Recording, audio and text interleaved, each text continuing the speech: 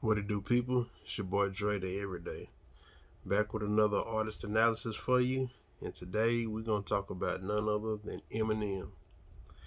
And man, Eminem is like very interesting to talk about in 2022.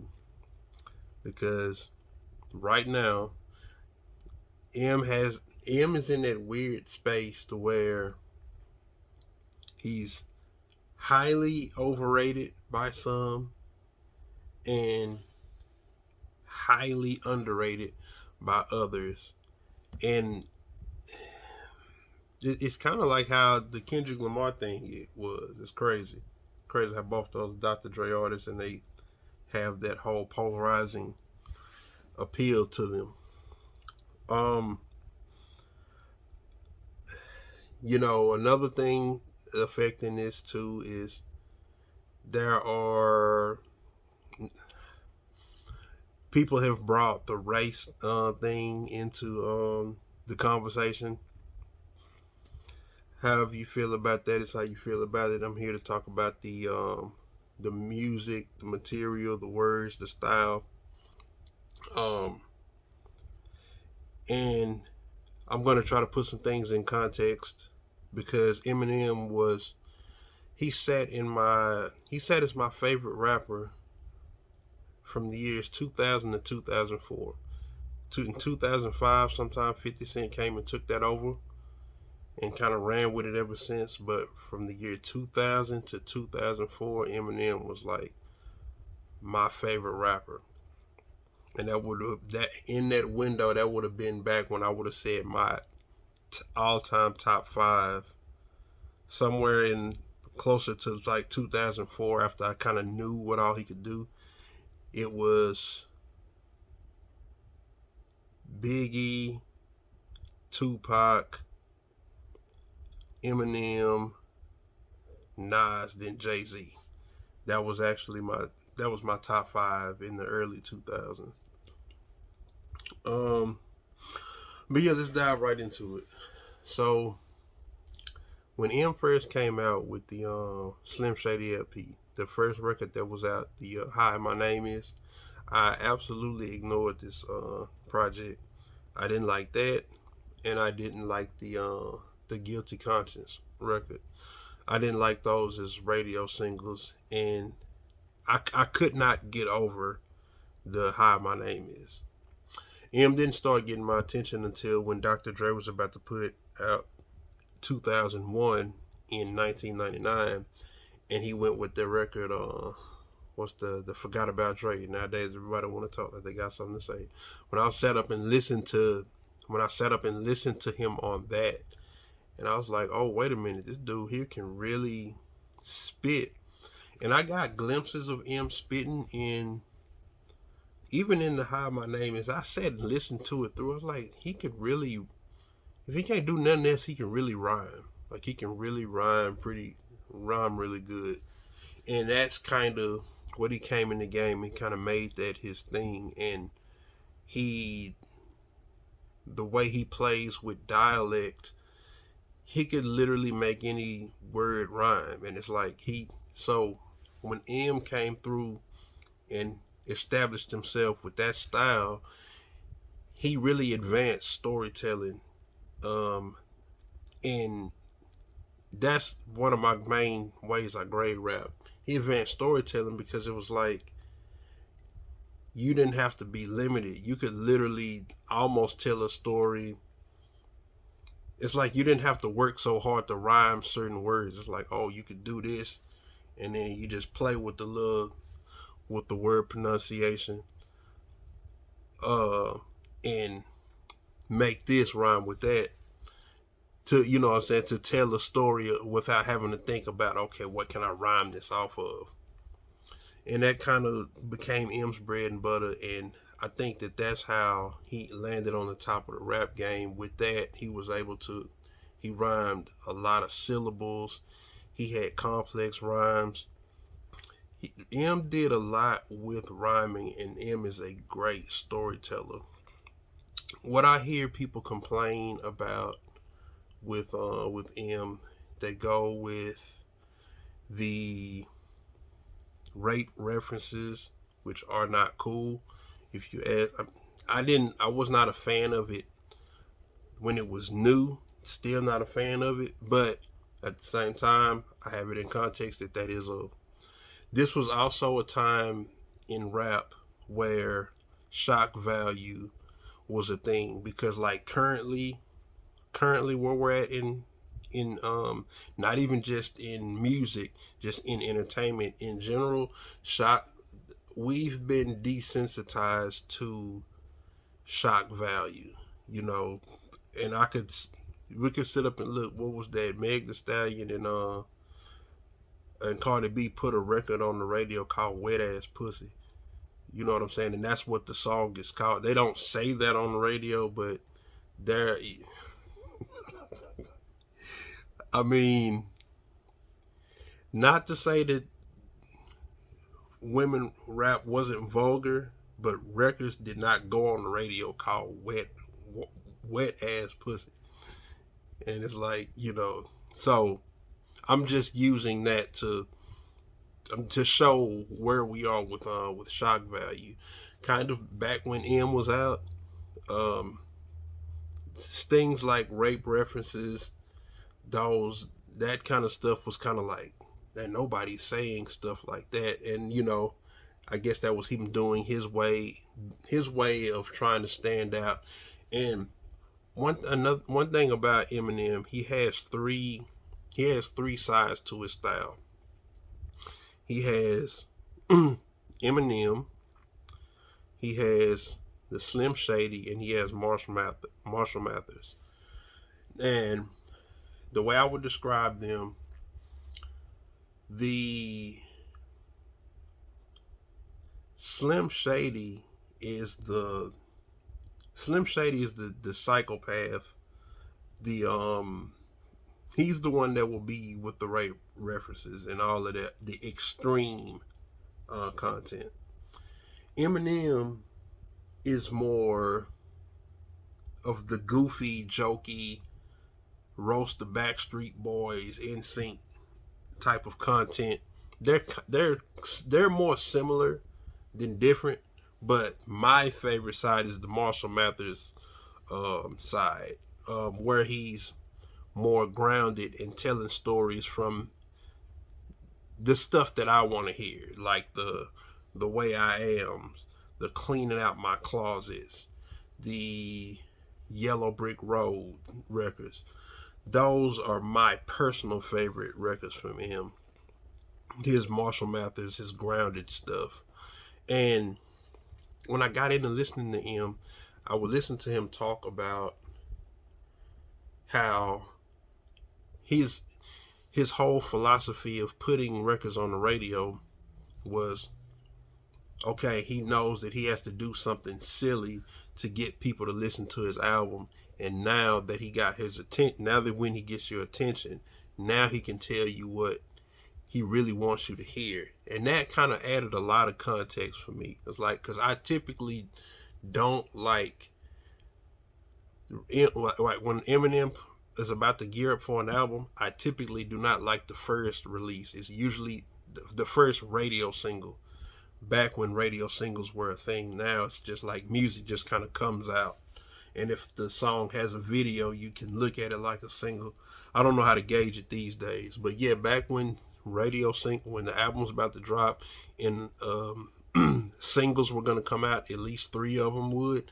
I typically wouldn't like the first one, but I would always like that second one because it seemed like he would put out the first one would be something silly, like I believe with the Marshall Mathers project, it was the now I'm Slim Shady, yes I'm the real Shady. That one was first, but the way I am was second. And then what was the record for? Hold on, let me go. When the Eminem show was about to drop, what was that? First radio single was now this looks like a good job for me. You know, everybody just follow me. That was first, but the cleaning out my closet was second. I believe that was yeah, because that record had Superman came on the radio, Sing for the Moment got released. But yeah, first was Without Me, and the second one was Cleaning Out My Closet.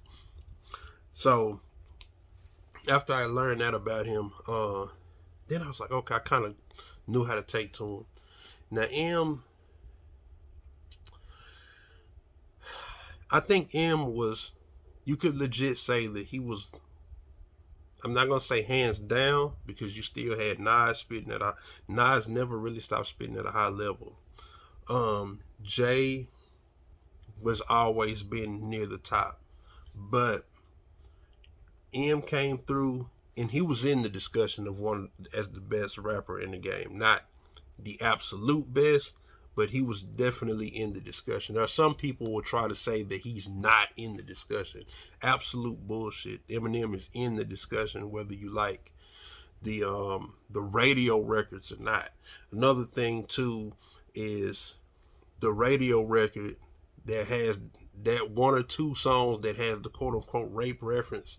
That song might have played 100 times on the radio, but that 100 times you heard it on the radio, he's not having it 100 times within the CD because people like to throw out these. All he talks about is this. All he talks. No, the fuck he does not. If all he talked about was that, he wouldn't have me as a listener. You know what I'm saying? So when you really cut down into it, like I really think like as far as detailed storytelling on its own, I believe Eminem is definitely one of the best storytellers ever. Not just white, not just of this generation. One of the best storytellers ever. And the way what you can do. Back when he had issue, back in 2004, 2003, 2004, somewhere he had beef with Limp Bizkit, which was a little bit more serious than when he was dissing NSYNC them. He was just doing that for show, but like there's a record on D12's album. Which one is that? Devil's Night. It's called Girls, and he's detailing what happened with him and Limp Bizkit and whatnot. Listen to that song. He also has an interview where he actually talks about he verbally describes what went on. And listening to the interview, listening to that song, it literally holds the same details. Like he was not more detailed in the interview. It's almost as if he rapped, he could communicate through rap just as efficiently as he did just as effectively as when he talked, if not better. You know, gave the exact same details, nothing left out. And for me, it's like, wow, he legit said every detail that's in like you could not hear the interview and not even need to hear it. And you still have all the details from the story. And like for me, that's every rapper can't do that with their storytelling. They can usually, or rappers that came before him could basically kind of trace it, outline it, but M could go detail for detail for detail for detail in the rap itself. I thought that was something that was amazing, and that's definitely how his storytelling is. And he does more of the storytelling in his Marshall Mathers form. Well, he has storytelling that he does outside of the Marshall Mathers form because what is that Stand record? The Stand record, would I call that a Marshall Mathers record? I think it's a Marshall Mathers. He found a way to give you Marshall Mathers, but the Stan character was a bit over the top. I mean, there are people that there were fans that are over the top, and but it was just he was able to creatively express the nature of his artistry through Stan by showing you the grounded side and kind of like that over the top side, but filter that over the top side through being the extreme version of the fan. But like that's the thing about M that makes him dope to me. Not the because he rhymed um, one whole bar with another whole bar. He's definitely if we want to talk about like just pure rhyming, yeah, M might be, if it's just rhyming syllables, you could make a case that he is the greatest rapper ever. If we're not factoring in like the weight of the stories, concepts behind it, because like I said, for me, that's Lupe Fiasco as far as subject matter, rap style, rhyming, whatever, so forth. But if we're talking about the technical rhyming structure, M might be the greatest rapper ever in that regard. It's just that from my perspective, there's so much more to rap than just rhyming words, especially when he came out and established that dominance. Well, when he established that and he kind of ran the game for a while, there were rappers that came through the wave that came behind him, like the rappers that showed up between 2010 and 2013. They were already on those multi rhyming schemes, but the subject matter was deeper. Like I say, you take the Joey Badass when he first came out, Ab Soul, Mickey Fax showed up in 2008. So they were doing what M was doing, and Lupe had already hit the scene in '06, and as M was still sitting at the throne, all of these guys were working on their craft. So M didn't just sit at the he didn't just sit at the top the way he kind of did in the early 2000s, because another thing, in the early 2000s, rap was still recovering from the loss of Biggie and Tupac, even though that had happened years prior. Pac died in '96, Biggie died in '97. There was like this little weird period where nobody was truly sitting at the top of the game, and somebody would come through and say, "Oh, well, Jay-Z was out." There was a point in time where Jay-Z was not just the automatic top guy in the game. We'll get to that whenever I break down Jay. But that in that early 2000s window, before 50 Cent showed up, right when M showed up, Jay and Nas had been around for a while. It was a weird little pocket to where nobody was kind of sitting at the top of the game, and M just kind of walked in and just kind of sat down and was like, "Shit, I'm here." But yeah, so from my on my scale, my favorite M records, my first favorite project is what is it? Recovery from 2010. A lot of I ain't gonna say a lot. I've run into some M fans that give me supreme pushback about that, but what I like about M is you can find it in Recovery. Recovery is my first favorite. My second favorite project is Kamikaze. And what I like about Kamikaze is Eminem is definitely better when he's angry. Like when Eminem is not angry, he doesn't have nobody to focus on. I hate to say it, but I think his content suffers. Like when he put out the Revival record, was that 2017?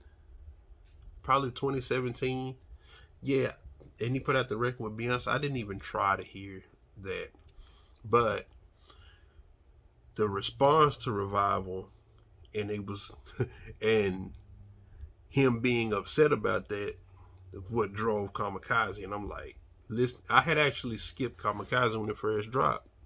Heard that shit, I was like, God damn, this might be my favorite. And sometimes I do sit and say, hey, Kamikaze might be my favorite record from him. But I like, if you look at Recovery has the concept records.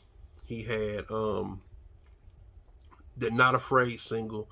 And see, the thing about when Proof passed away in 2006 and he just kind of vanished and fell back, and I think in that window was when he got on drugs.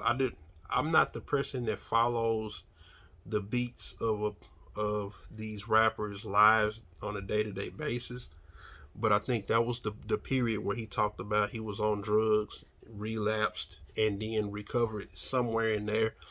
But when he came back from his hiatus on what's the record from 2009, the 3 a.m. record, the relapse record.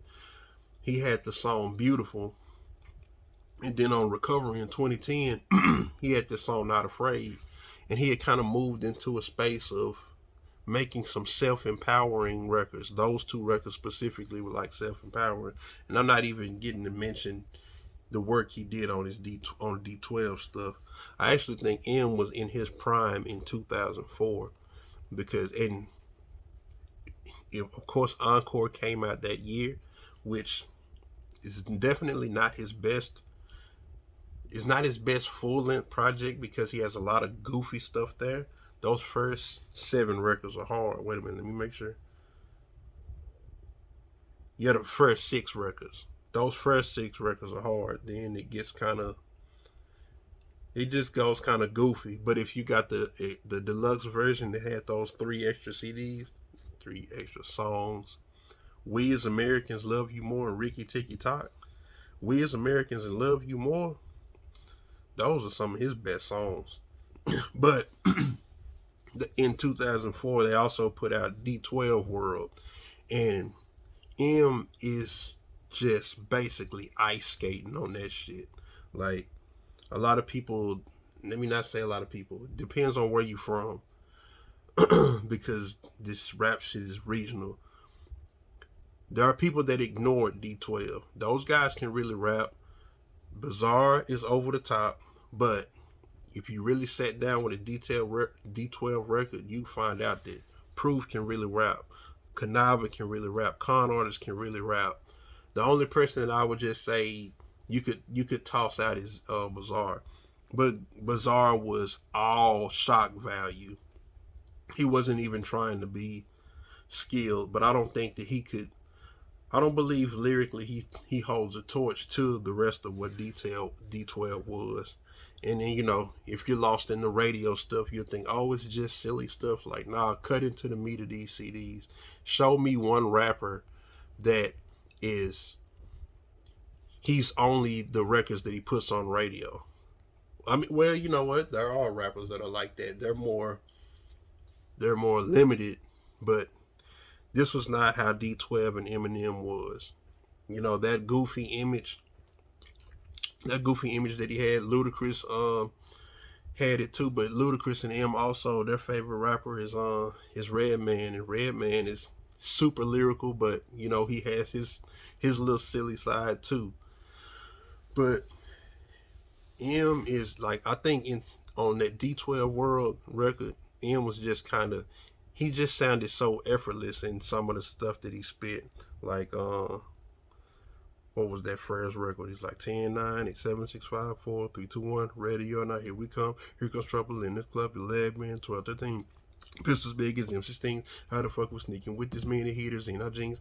Me and us, no meet us. Police, they don't even see us. Some shit pop off. We squeeze each one. They're gonna think it's machine guns. And M had this thing to where he can do a lot of the tropes that's in rap. He can do the regular guy. He can do the goofy guy. He can do gangster. Not like gangster like I'm gonna shoot somebody, but it's like there's a positioning that you can have where it's like, I'm not a killer, but don't get it fucked up. It's kind of the same positioning that Nas spits from. Like, even though Nas is, they he doesn't rap like a shooter. Like, say, who raps like a shooter? 50 Cent raps like a shooter in certain records. But I'm saying that when you have that position, like M can spit with that firm position, like, okay, yes, I did grow up in a trailer park, but you ain't gonna just come over here and do whatever you want to with me. Matter of fact, motherfucker got pistol charges. You know what I'm saying? Wholeheartedly, he has that whole psychopath element to his content. Whether you believe it or not, that could be completely up to you. But I put it like this: I wouldn't doubt that Eminem wouldn't come pistol whip you. Whether you want to call that gangster or not, whatever. But M can do all the roles and sound natural, and he's gonna be 100% honest. He's not gonna play. He's not gonna play an overly tough guy. He's gonna tell it straight. I fuck with that about M. But going back to my top five. Number one, Recovery. Number two, Kamikaze. Number three, Eminem Show, which a lot will say that's his best project. I wouldn't even argue against it, but there are just things that are done in the other two that I like a little bit better. Number four, Marshall Mathers LP. And for the fifth, I'm stuck between saying Marshall Mathers LP 2, and I really want to put D12 World there because that album is hard. M was spitting. M was in. He was just ice skating on that shit. It was just so effortless. Um, man, that white boy can spit. He can spit, and if it's a person that's mad because they feel like rap is only supposed to belong to black people, you're entitled to feel that way. But M is not solely in this position because he's white. Because if he's only regarded as that because he's white, why is Paul Wall not the best rapper? Why is Jack Harlow not the best rapper? Why is Mac Miller not the best rapper? Like, it's more. Why is Aesop Rock is a legit top rapper that possibly better than M today. That's the thing about M. He was the best in the game in that early 2000s window. He's not the best today. That's what I wanted to get to. He's not the best today. He still does a lot with technical rhyming, but as far as overall best, it's too many guys out. You know, you got to go see Lupe about that. You got to go see Ab-Soul about that. You got to go see Kendrick Lamar about that. You got to put these guys in a cipher, and you got to see Mickey Fax about that. Elzai, it's too many guys now. Back in the early 2000s, when before social media was in place, when you couldn't just make an album with your phone, it wasn't that many rappers to choose from. And the guys that were, even if it was a bunch of rappers, we didn't get all of it the way you can just, like, I made it in my How I Became a Hip Hop Head video. You could take your cell phone and put out an album tonight if you want to. You can put it out tonight. You don't have to go through the process of, finding somebody to make your beats, finding a way to get CDs and barcodes, jewel. You ain't got to do all of that. So, but yeah, man, M can spit. Period, point blank. He advanced rhyming. He advanced storytelling. Can't take that from him. He's not the best rapper today on my scale, but he's still a top tier rapper. He's not trash. He has moments where he has.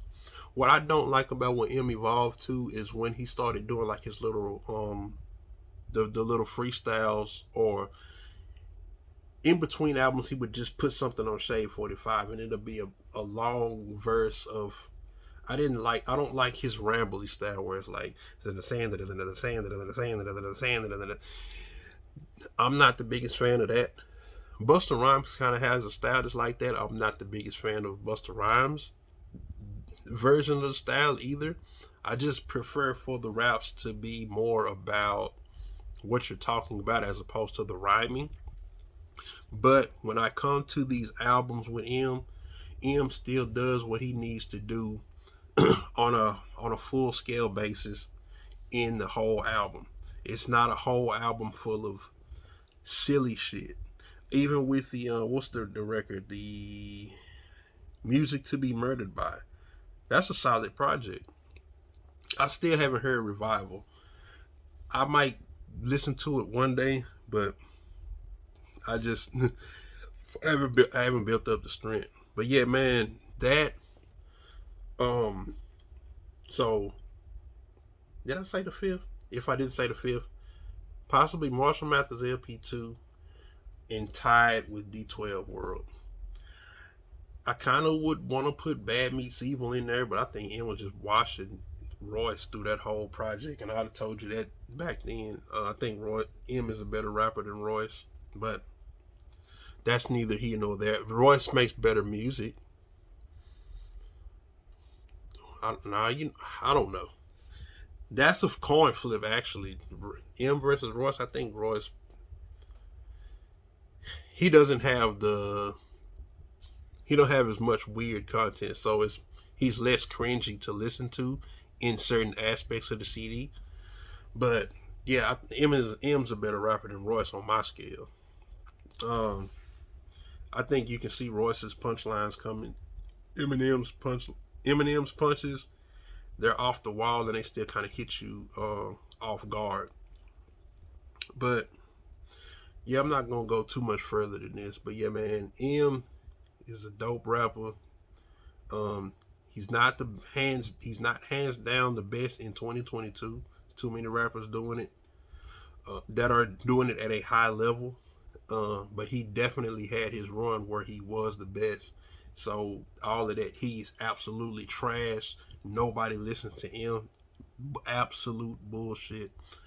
And all of the top rappers, listen to how the top rappers talk about him.